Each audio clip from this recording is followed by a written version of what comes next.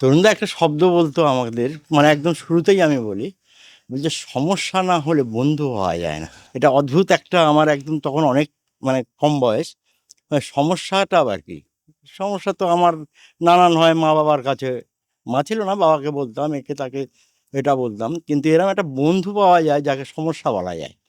তো এটা তরুণদের থেকে একটা পাওয়া, যে সমস্যা যাদের এক তারাই নাকি বন্ধু হয়। তারাই বন্ধু। সমস্যা মনে হয় আমার ছিল, তরুণদাকে বন্ধুর মতো পেয়ে গেছি আর কি। সেটা একটা সেন্ট্রাল স্কুলে একটা ক্যান্টিন, সেই সেন্ট্রাল সেই স্কুলে কি যোগাযোগ? সেই স্কুলেই তরুণদা ছিলেন ড্রয়িং টিচার। ও, বুঝতে সব পেরেছি। থেকে বড় কথা, আমি তখনও জানি না যে একটা স্কুলের ড্রয়িং টিচার বলে আলাদা টিচার হয়। ঠিক ঠিক। একটা কৃষি শিক্ষা দেওয়ার জন্য একটা টিচার হয়, একটা মিউজিকের জন্য আলাদা টিচার হয়, এরম আমি জানতামই না। ওই স্কুলে যখন আমি ওই দাদাকে হেল্প করতে ঢুকেছি তখন আমি এগুলো জানতে পারি।